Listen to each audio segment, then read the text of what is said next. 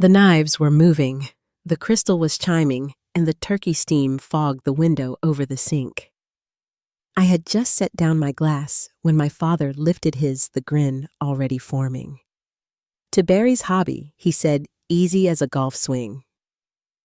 May it keep her entertained until she finds a real career. Laughter came in small bursts around the oak table, cousins and aunt, even my mother's soft chuckle as she reached for the mashed potatoes.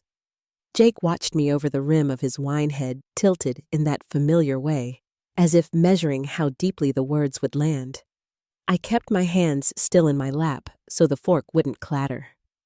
The heat from the candles pressed against my cheeks. Gravy boats touched down napkins, rustled chairs, scraped.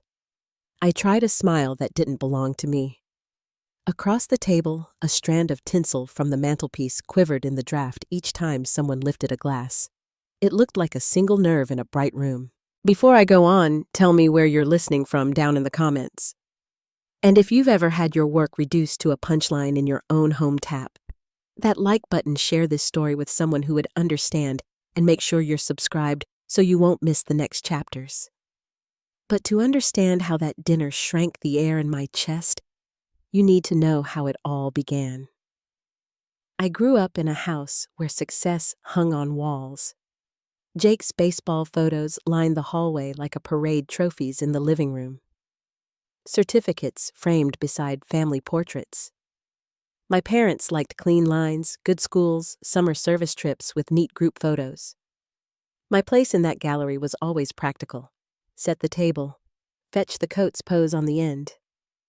In that house, excellence made noise. Mine did not.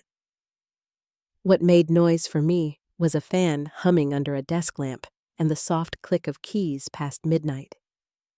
The first time I wrote a working program, I felt it like a door unlatching under my hand, a little calculator that added and subtracted without complaint, a stack of scrap paper covered in loops and arrows.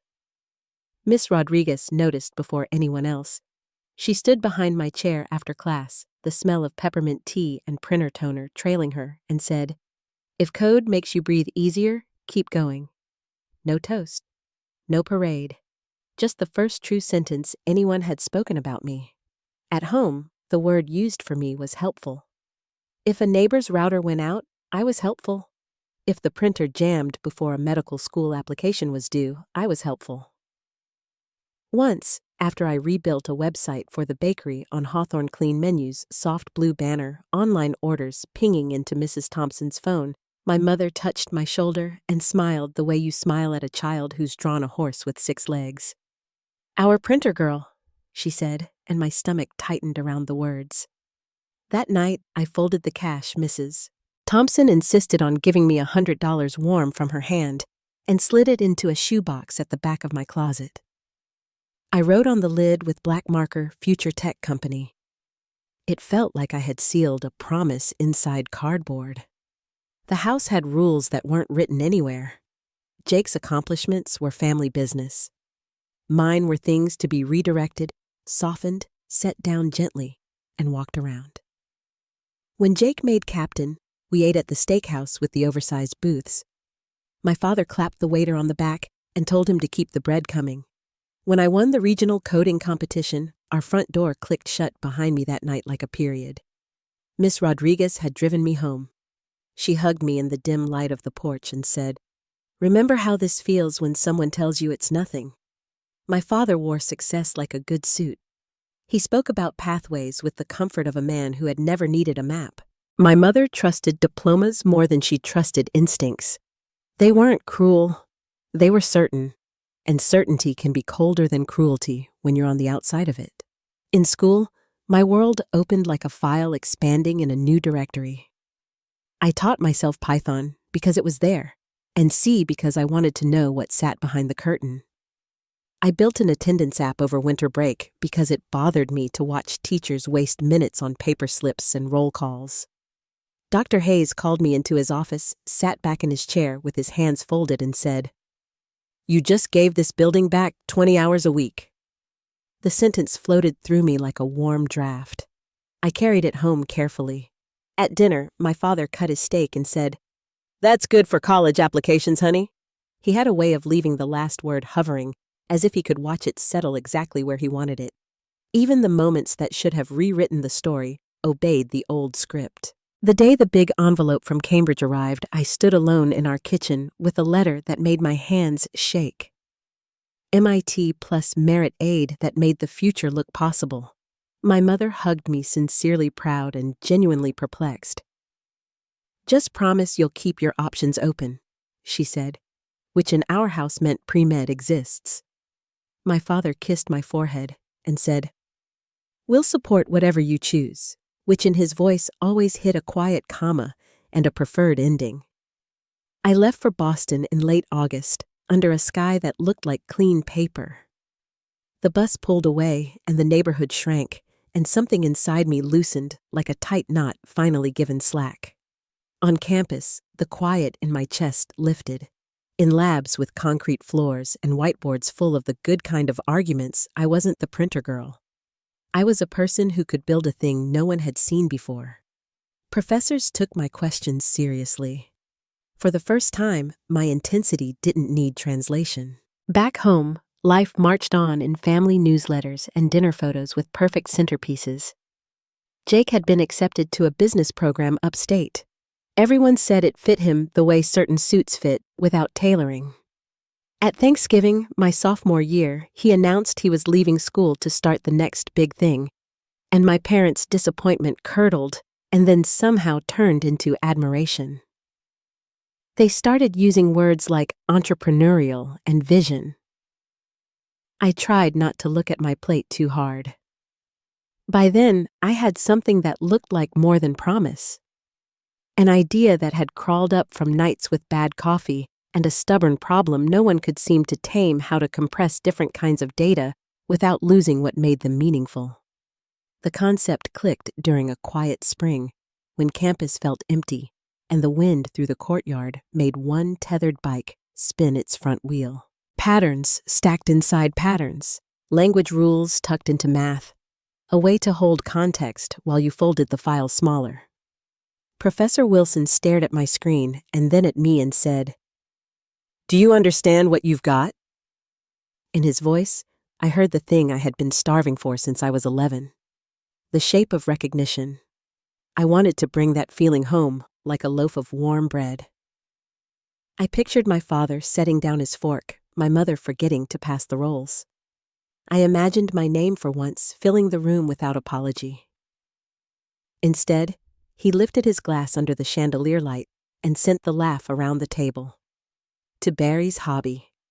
The rest of the evening played out like music I'd heard too many times. My mother patted my hand and suggested business electives. My aunt asked a small, polite question and then turned back to Jake's roadmap for disruption. The carved turkey shone. The cranberry sauce bled toward the mashed potatoes. The dog slept under the chair with his chin on my shoe. I nodded in the right places and chewed carefully, and something inside me retreated to a small room and locked the door. After the guests drifted out to the driveway, I stayed behind to stack plates and run hot water over the gravy-streaked china. The kitchen window was black, my own reflection a ghost over the darkness. My father came in to refill his glass, caught my eye, and said something about learning to sell your ideas. The words hit the tile and broke. I smiled because it was safer than anything else. A week later, when a tech site ran a short piece about early tests of my compression model, my phone lit up with numbers from Cambridge and one from a person I didn't expect. Jake. He wanted to grab coffee. "Just to catch up," he said. He asked real questions that afternoon about context windows and how I handled multimodal inputs, then tilted his head in that measuring way. "Investors want what you're building," he said. "I know a few. Let me take a look and make introductions." I watched him stir sweetener into his cup and remembered every hallway where his name hung on the wall.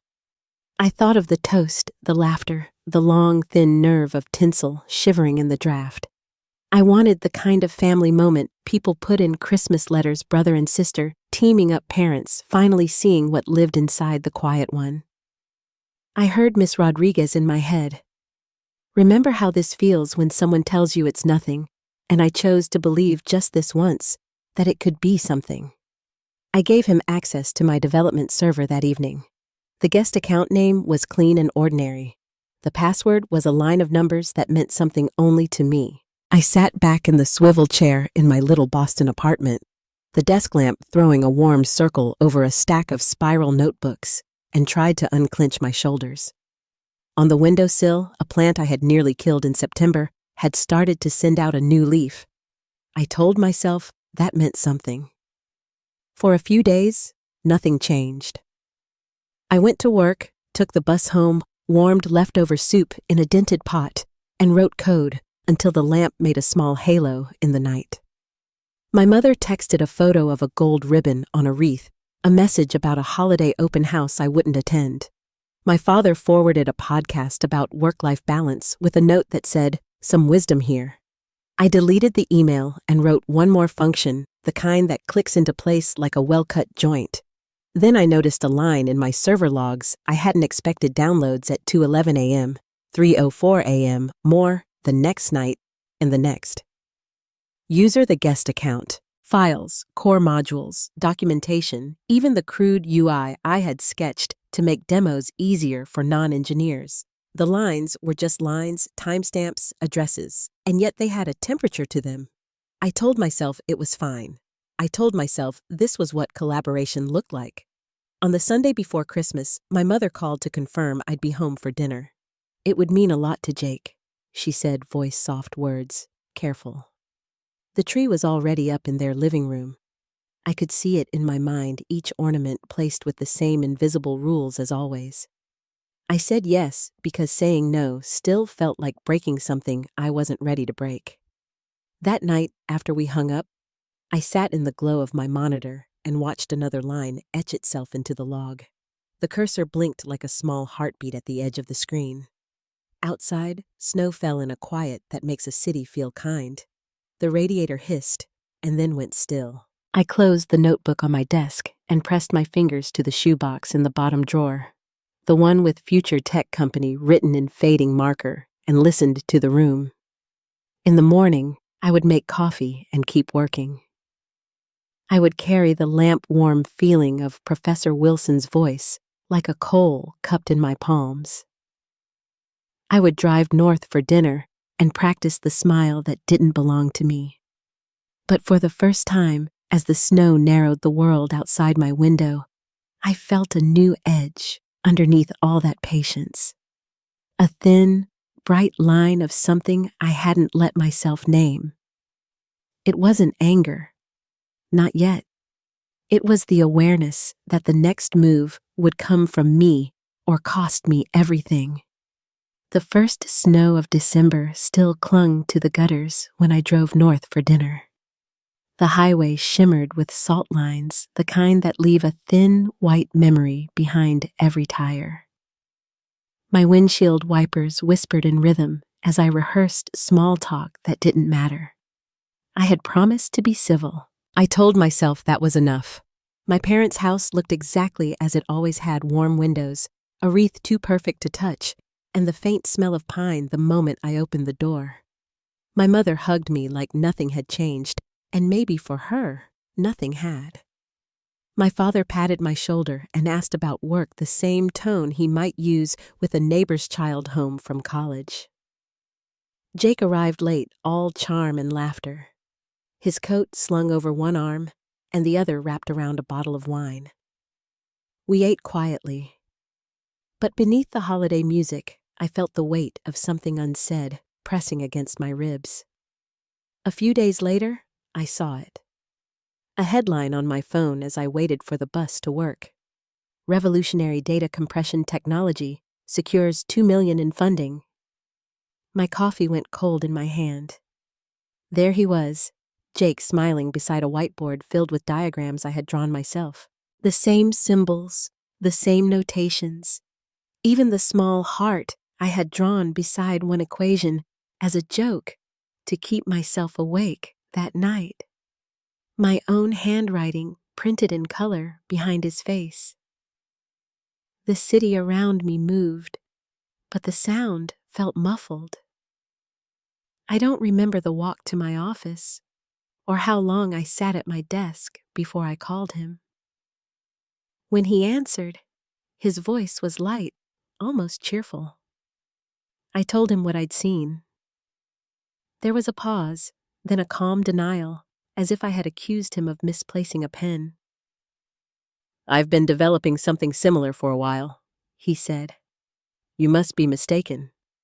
I reminded him about the coffee, about the access I'd given him, about the late-night downloads I had tried to ignore. He chuckled softly, then said words that landed like stones. "Barry, no one's going to believe you. You're a recent grad with a project. I built a company." I couldn't answer. The line hummed for a long time before I realized he had hung up. That night, I drove to my parents' house, gripping the steering wheel until my knuckles turned white. Snow brushed against the windshield, soft and relentless. When I walked into the living room, the sound of their conversation died mid-sentence. I laid my laptop on the coffee table, opened the server logs, and showed them everything. Download dates, file names, code lines, proof laid bare. My father's face tightened as he read. My mother folded her arms, her wedding ring flashing in the lamplight. "Barry," my father said slowly, "are you sure you're not misunderstanding this?" He used the tone he reserved for clients who complained about billing errors. My mother sighed and said something about coincidences in science. Then my father added the final blow. "We've already invested in Jake's company. You have to understand, we believe in what he's building." The room tilted. I wanted to laugh, but it came out like a breath caught halfway. "He stole it," I whispered, "and you paid him for it." My mother touched my sleeve. "Honey, you've always been imaginative. Maybe this is just a mix-up." I looked at them and realized there was nothing left to explain. Every late night, every scrap of code, they hadn't seen it then, and they couldn't see it now. I closed the laptop, stood, and walked toward the door. My father called my name, but his voice was only an echo behind me. Back in my apartment, the quiet was unbearable. I didn't turn on the lights. The city glowed faintly through the blinds, orange and distant.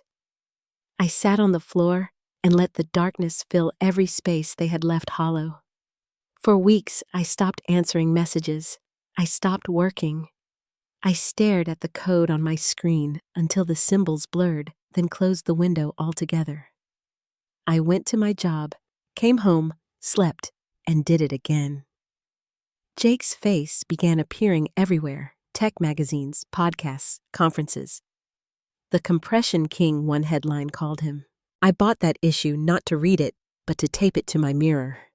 Each morning, his printed smile stared back, and something inside me hardened.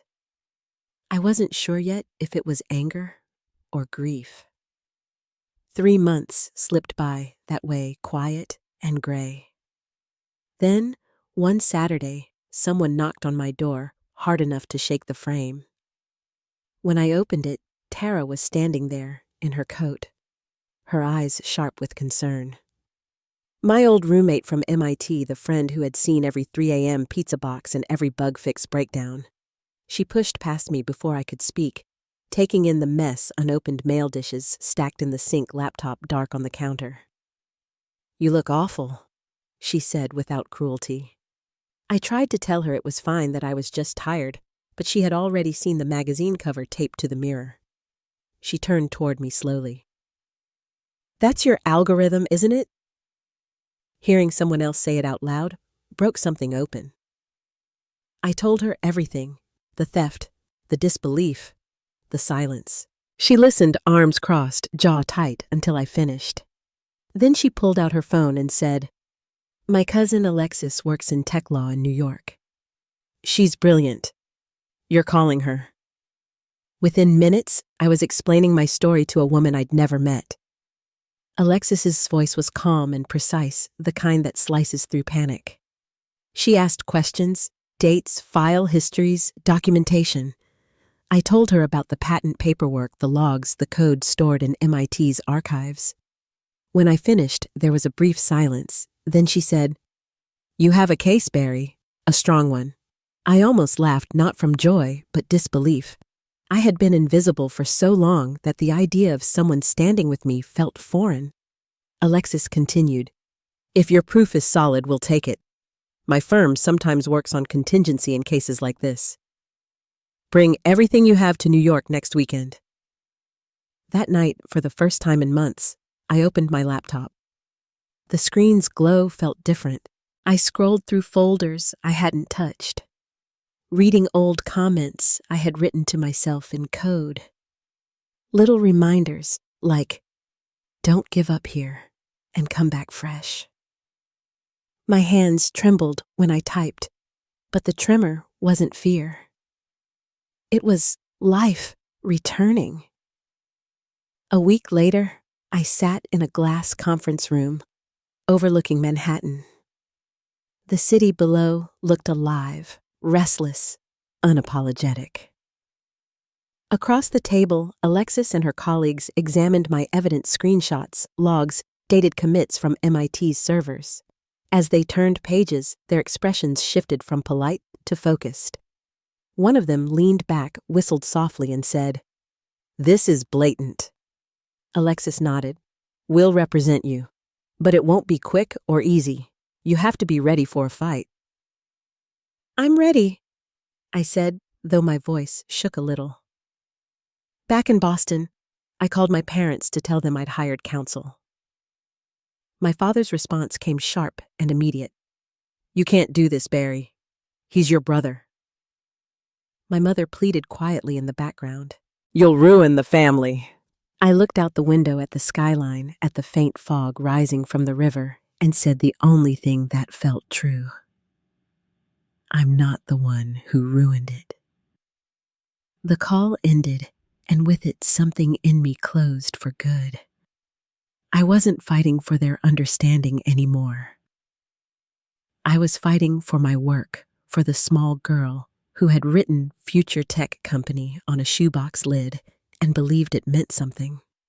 While Alexis's team gathered documents, I went back to the code. Jake might have stolen version 1, but he couldn't imagine version 2. I stayed up nights, rebuilding, testing, refining. My tiny apartment filled with the hum of my computer and the smell of burnt coffee.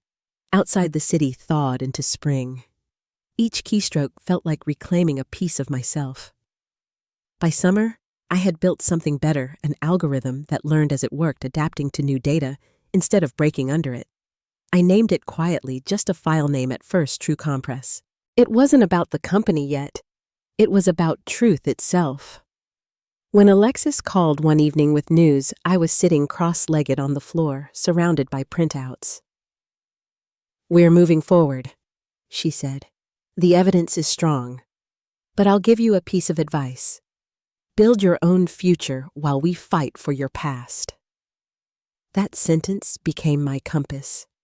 I began reaching out to old contacts from MIT, pitching my improved design.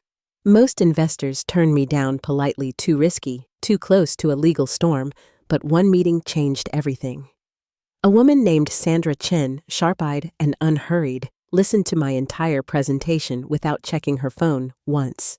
When I finished, she said, "Jake's product looks impressive from the outside, but it's fragile. Yours isn't." 2 weeks later, she offered seed funding, $500,000 to start a real company. I signed the papers with hands that didn't feel like my own. The next morning, I quit my job. Tara helped me find a small office above a bakery on Tremont Street. The smell of bread drifted through the vents during long nights of work, and for the first time in years, I didn't mind staying late. I hired 2 graduates from MIT, quiet, capable, hungry, to build something that mattered. Every time the servers booted, I thought of the first computer I unwrapped at 11 years old. I remembered my father's half smile, my mother's warning not to waste time. I remembered their laughter at that dinner table. The memory no longer stung. It fueled me. Still, There were nights when exhaustion pressed hard against my ribs, when I wondered if the fight would consume me. On those nights, I'd open my window to the city's hum, the steady rhythm of trains far below, and remind myself that silence was worse. I had lived through silence already. Months passed. True. Compress began to breathe on its own. We landed our first client, a small streaming company, willing to take a chance. When they renewed their contract, doubling their use of our software, I bought a cheap bottle of champagne and shared it with my team on the office floor. The cork hit the ceiling tile, and for a moment, laughter filled the room the way I used to imagine it filling my parents' house. Late that night, after everyone left, I sat alone and watched the city lights flicker on the river. I thought about Jake, about the family I no longer called, and about the quiet girl who used to code in the dark, hoping someone would notice. They still hadn't, but someday they would. Outside, a single snowflake drifted past the window, out of season, or maybe just early. I watched it melt against the glass and felt the faint pull of something new rising in me. Not anger, not even triumph, just the slow, steady return of belief, the kind that waits for no one's permission. The air in the office changed the moment our first check cleared. The scent of fresh paint, coffee, and nervous ambition filled the small room on Tremont Street. Light spilled through the old factory windows, catching the faint scratches in the wooden desks we had assembled ourselves. I could still hear the bakery downstairs warming its ovens each morning, the smell of bread seeping into our computers and cables. We worked until the streetlights came on, chasing the rhythm of possibility. I hired David Lynn and Megan Rhodes, two graduates from MIT who understood the long nights that come before creation. David had a dry humor that kept us sane during endless debugging, and Megan had a habit of humming quietly when she solved problems. They didn't ask about my family or the lawsuit. They just believed in the code. By early summer, our algorithm, now called True Compress, wasn't just a concept. It was a living thing. It handled complex data like it understood what the information meant, adapting itself line by line.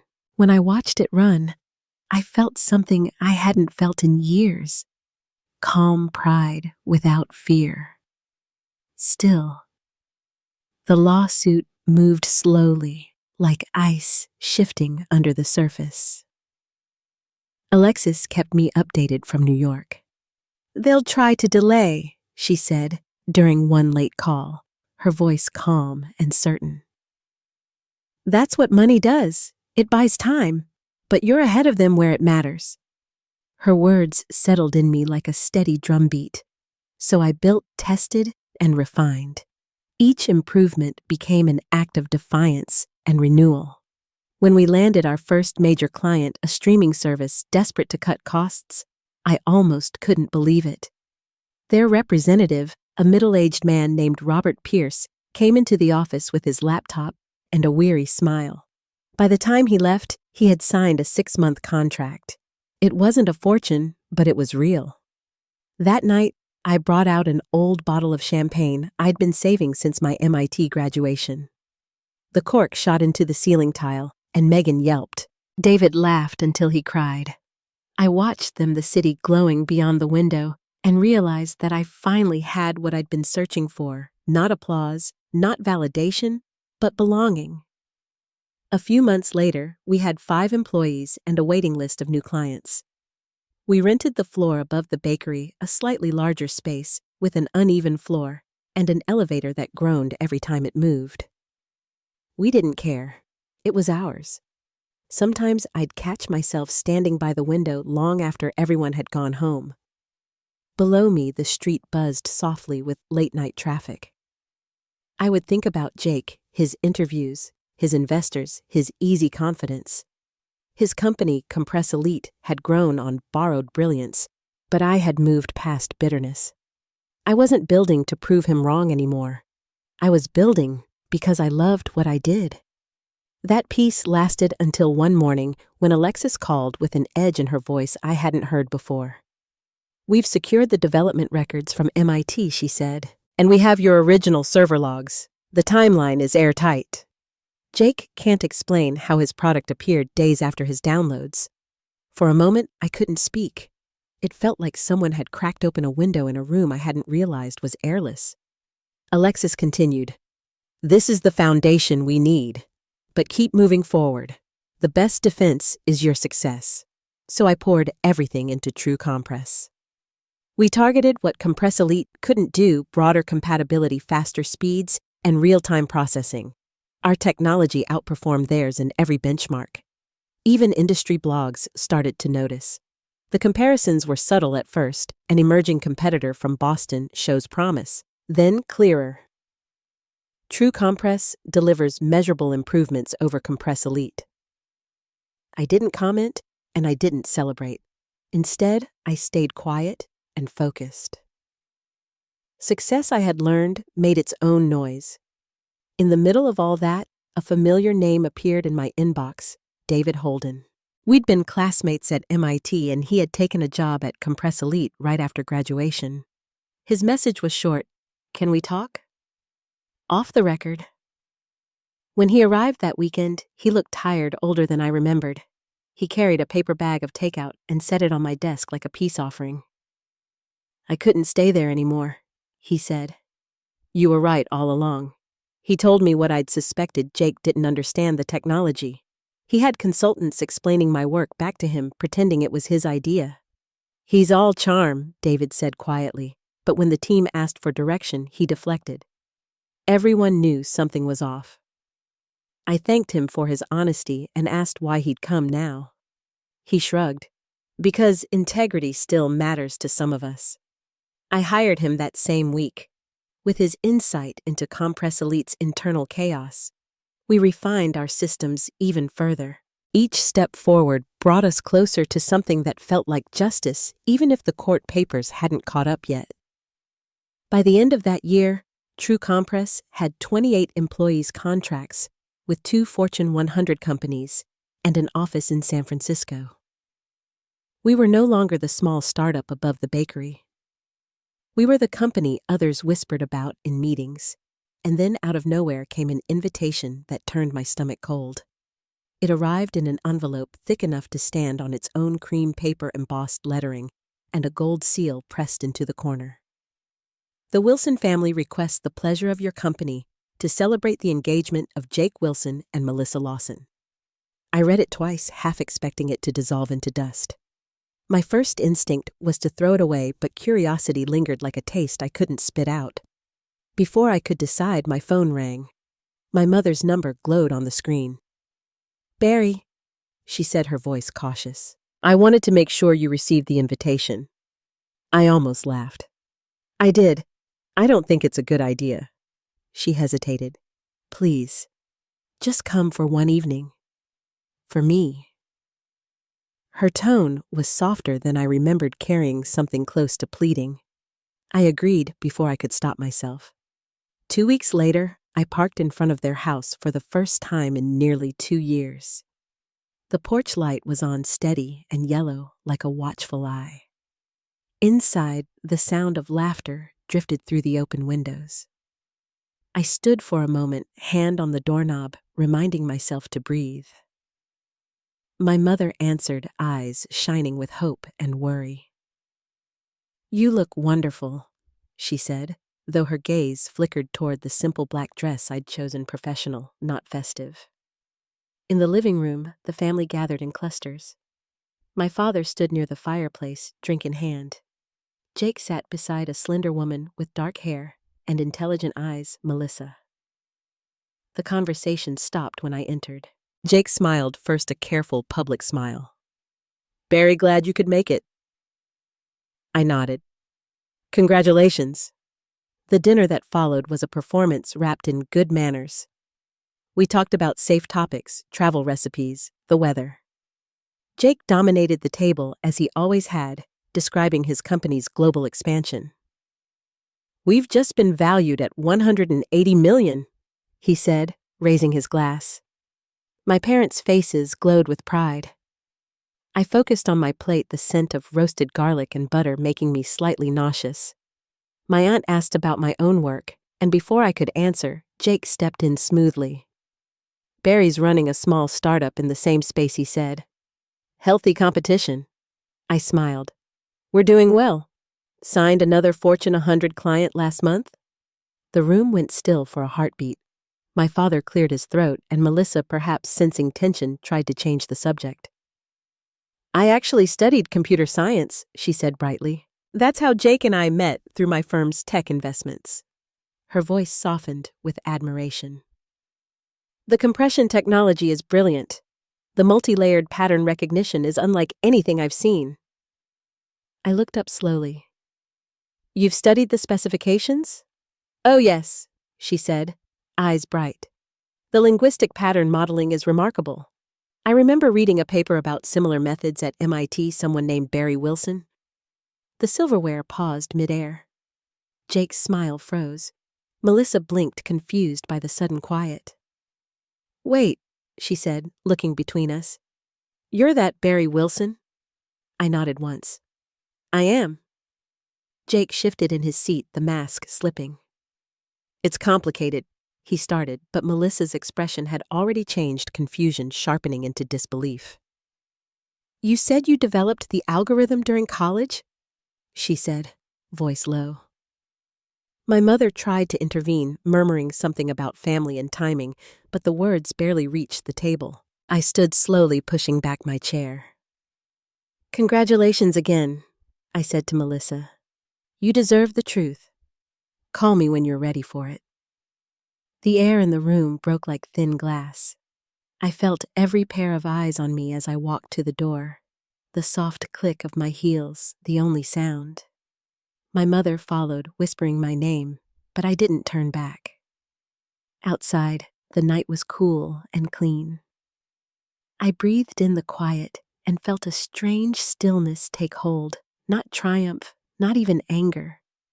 Just the quiet certainty that the truth had finally found its way into the open without me forcing it. As I reached my car, my phone buzzed with a new message. One line from an unknown number. "We need to talk." "Melissa?" I looked up at the sky. Faint stars pressing through the clouds. And for the first time in years, I smiled, not out of relief, but because I could feel the tide finally shifting. The message from Melissa came early the next morning. A simple line, no greeting, no punctuation, just a quiet urgency between the words. "We need to talk." I met her 3 hours later at a small cafe downtown, one of those narrow places where the windows fog with steam and the smell of espresso lingers in the wood. She looked different from the woman at the dinner table. No makeup hair pulled into a careless knot. Dark circles under her eyes. When she saw me, she stood quickly, as if she'd been waiting for a train that might leave without her. "I confronted him," she said, before I'd even sat down. Her voice trembled, but the resolve underneath it was steady. "Jake tried to deny it at first, then said you'd exaggerated, that it wasn't theft, just borrowing ideas." The way she said that word, borrowing, made it sound poisonous. She pulled a flash drive from her purse and placed it on the table between us. It was small and silver, the kind that could vanish into a pocket without a sound. "I went through his records last night," she continued quietly. "The internal emails, meeting notes, everything. There's proof questions he couldn't answer, contradictions in his timeline.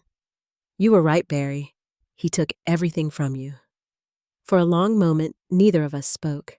The cafe around us buzzed softly, the hiss of milk steaming a spoon clinking against porcelain.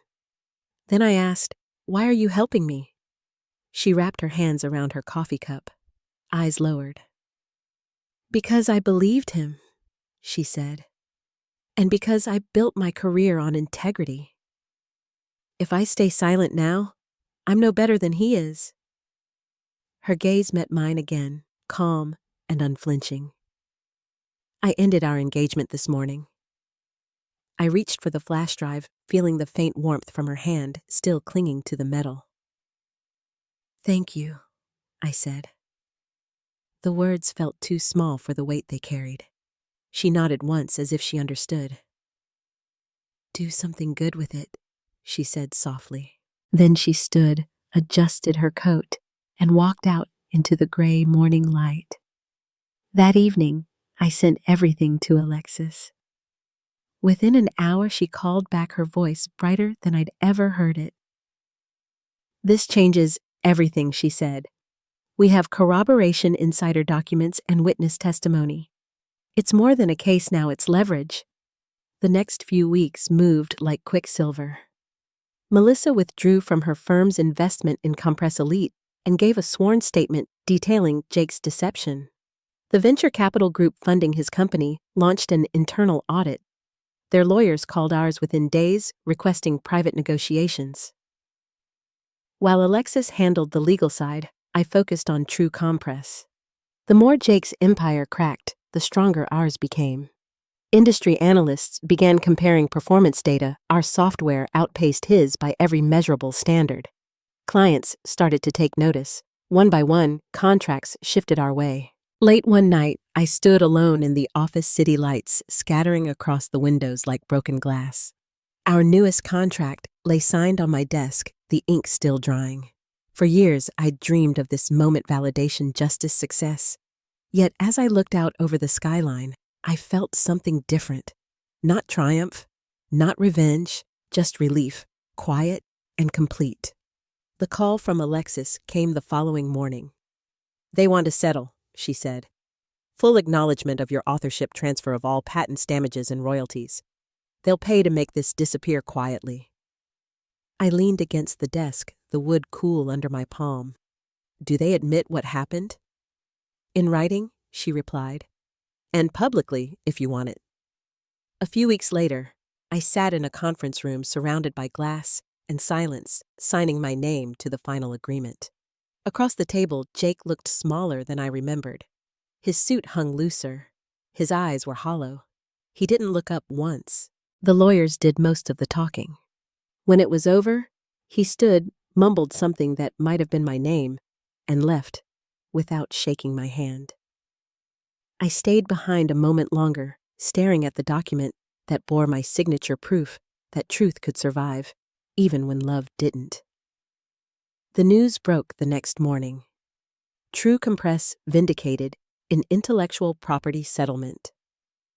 My phone filled with messages, former professors, classmates, even people I hadn't spoken to in years. The industry press called it a David and Goliath story. One name was missing from all the congratulations, my parents. A week later, there was a knock on my door. When I opened it, my father stood in the hallway, holding his hat in both hands. He looked older, his posture slightly bent, the certainty gone from his face.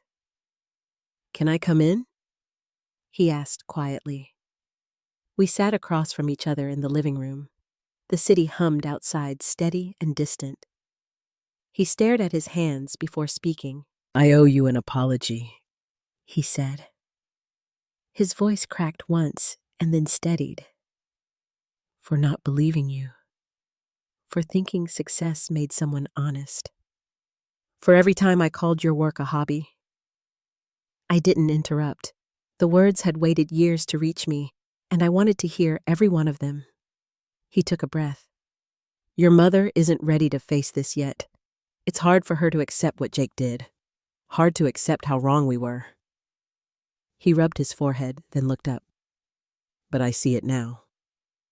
You were right. You always were." The silence that followed wasn't uncomfortable.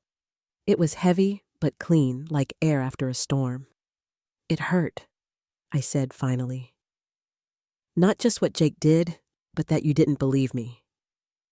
He nodded slowly. "I know, and I'll spend the rest of my life trying to make that right." When he left, I stood by the window for a long time. The city lights flickered below, and somewhere far off a siren echoed through the night. I thought of all the years I'd spent waiting for someone to see me. And then I realized I didn't need that anymore. The months that followed brought more change than I could have imagined. True Compress expanded into Europe, then Asia. We reached 100 employees, signed 3 new enterprise clients, and crossed revenue milestones that once felt impossible. Then came the offer of a major technology conglomerate proposing to acquire us for $200 million, with me staying on as Chief Technology Officer. I read the proposal 3 times, each word heavier than the last. The number didn't matter as much as what it meant. Every late night, every dismissal, every insult had built to this. I signed the deal in the same quiet way I had started everything, without ceremony, just the click of a pen. Afterward, I walked along the harbor, the wind carrying the smell of salt and diesel. The world felt wider now, but not louder. I thought about the girl I'd been, the one who hid in a dark bedroom coding through tears, who saved a $100 bill in a shoebox labeled Future Tech Company. She had kept a promise no one else believed in. That night, I called Miss Rodriguez. Her voice lit up when she answered. "I saw the news," she said. "I always knew you'd build something extraordinary." I asked if she'd join the advisory board of a foundation I was starting, a program to fund young women in technology, the kind of girls who didn't have anyone cheering for them at the dinner table. There was a pause, then she said softly, "You just made my day." The foundation became my next project.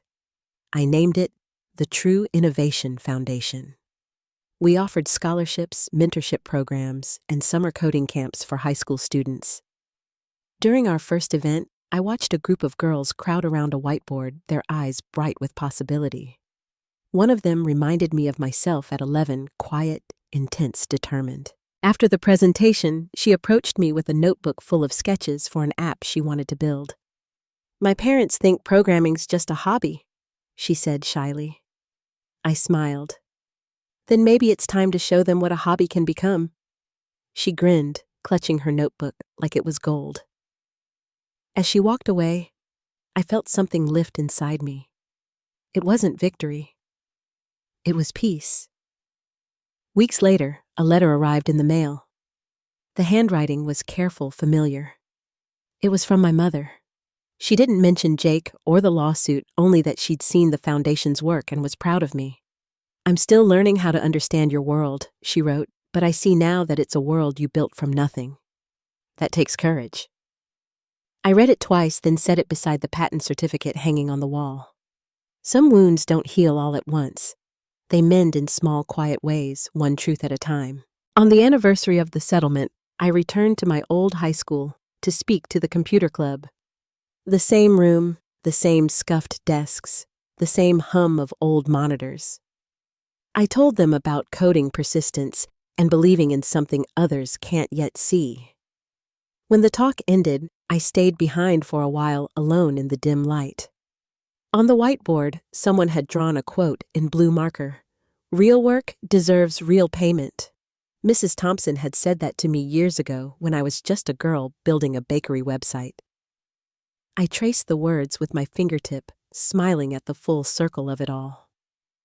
Outside, the afternoon light slanted through the hallway windows. The air smelled faintly of dust and chalk. I paused at the door, looking back one last time before stepping into the quiet corridor. The world beyond the school doors waited open and bright, and for the first time, I walked toward it without needing to prove anything to anyone. Just one more step, and the rest of my life began to unfold, steady, unhurried, and mine. The afternoon air outside the school carried the faint scent of chalk dust and cut grass. I stepped into the parking lot, the sound of cicadas humming like a soft applause. The light had that late-day warmth where everything seemed touched by gold. I sat for a moment on the low stone wall near the flagpole and just breathed. The world was quiet in a way it hadn't been for years. It had been 6 months since the foundation launched, and in that time, life had found a rhythm again, steady, simple, and good. Mornings began early, not with panic or deadlines, but with coffee and calm light spilling across the kitchen counter. I had moved into a townhouse near the river, close enough to walk to the office, but far enough to hear only the water at night. True Compress had grown into something far beyond code. We had offices now in 3 cities, but the heart of it remained small and human. I spent more time mentoring than programming, helping young engineers find their voice, reminding them that brilliance and belonging can coexist. Every Friday, I still stopped by the bakery downstairs, bought a loaf of bread, and left one on the reception desk. Old habits, small roots. Sometimes, when I locked up the office after everyone had gone home, I would catch my reflection in the glass door, tired, older, calm. The restless hunger that once drove me had softened into purpose. I no longer needed to prove anything. I just wanted to build things that lasted. Jake hadn't reached out since the settlement. I knew through quiet whispers that he'd taken a small consulting job in Colorado away from the spotlight. There was a time I might have wanted to confront him to demand remorse or closure. But peace doesn't live in explanations. It lives in letting go. I hoped he found his own way to rebuild, even if that path no longer crossed mine. My parents' silence had been heavy at first. Then slowly small gestures began to fill the space. My father sent clippings of articles about the foundation notes written in his tight, careful handwriting. My mother's letter still sat on my bookshelf, folded neatly between 2 old notebooks. I hadn't replied yet. Maybe one day I would when words felt right again. For now, the quiet between us was enough an understanding that didn't need to be spoken. One evening in early autumn, my father called. His voice was softer than I remembered, a little unsure. He said he was coming to Boston for a medical conference and wondered if I might have time for dinner. For a long moment, I just listened to his breathing on the other end of the line. Then I said yes. We met at a small restaurant by the harbor. The water outside reflected the amber lights of passing boats. When he arrived, he looked tired, but lighter somehow, as if carrying less armor. We talked about small things, first food, travel, the weather. Then he set his fork down and said, "Your mother wanted to come, but she thought it might be too soon. She's proud of you, Barry. We both are." It wasn't a grand apology, and it didn't need to be. The air between us was gentler than it had ever been. He asked about the foundation, about the girls learning to code, about the scholarship program. When I told him one of our first students had been accepted to MIT, his eyes brightened in quiet wonder. "I wish I'd understood sooner," he said after a while. "What it means to believe in something before the world does." We lingered over dessert, not rushing the conversation, not patching every wound. Sometimes healing is just 2 people sitting at the same table again, even after the plates have gone cold. When we parted, he hugged me, awkward at first, then longer, steadier. His hand rested briefly on my shoulder. "Take care of yourself," he said. It was the first time it sounded like love instead of advice. A few weeks later, Melissa visited the foundation office. She had started a small investment firm focused on ethical technology ventures. When she walked into the conference room, sunlight caught in her hair, and she smiled, the kind of smile that meant freedom, not regret. We talked about potential partnerships and the upcoming mentorship summit. Before she left, she paused by the door and said, "You turned all of it into something good. That's not easy, Barry." I watched her go, feeling a quiet gratitude for every unexpected ally that life had sent my way. Winter came early that year. Snow lined the edges of the river, and the office lights glowed warm against the cold. One evening, as I was leaving, Megan handed me a thick envelope. Inside were photos from our first year, our tiny office above the bakery, the cork from that cheap champagne bottle, even a picture of the shoebox I'd kept in my old apartment. Someone had found it during a cleanup day, the words still written across the lid, Future Tech Company. I laughed softly, tracing the faded letters with my thumb. For the first time, the memory didn't sting. It just felt like proof of how far I'd come. That night, I walked along the river until my breath turned to mist. The city shimmered across the water, a long line of gold reflected in black. Somewhere behind me, church bells began to ring, their echoes folding into the wind. Life had grown quiet in the best possible way. The noise of comparison and expectation was gone. What remained was steady, a circle of people who believed in the work of Father, learning to listen, a future that no longer needed defending. Every so often, I still spoke at schools or conferences, not about the lawsuit or the betrayal, but about creation, resilience, and the quiet kind of success that doesn't need headlines. I always ended those talks the same way, telling them that talent can be born anywhere, even in the silence of a child's bedroom, lit only by the glow of a monitor and the hope that someone might one day understand. A few days before the new year, I visited Miss Rodriguez. Her classroom looked smaller than I remembered, but her smile hadn't changed. She poured 2 cups of tea and said, "I kept your first program on an old flash drive. It still runs." We sat at her desk, watching the screen flash through simple calculations, the same ones I'd written as a teenager. She said, "You've built something remarkable, Barry. But the part that matters most is that you stayed kind." Her words stayed with me long after I left the school. As I walked to my car, the sun broke through a thin line of winter clouds. The light hit the snow, scattering into 1,000 tiny mirrors. For a moment, everything glowed. Back home, I stood by the window overlooking the river. The horizon was brushed with rose and silver, and a single gull drifted above the water wings stretched wide. I thought about the years between that shoebox and this view, the failures, the disbelief, the quiet persistence. Every heartbreak had carved space for something new to grow. Peace, I realized, wasn't a reward. It was a choice made over and over again, the choice to stay soft when life hardens around you, to keep creating even when no one is watching. Outside, the light faded slowly into evening. I turned off the lamp, letting the room settle into dusk. Somewhere in the city, a train sounded its long, low whistle, a small reminder that the world keeps moving forward. And so did I. If this story found you tonight, tell me where you're listening from.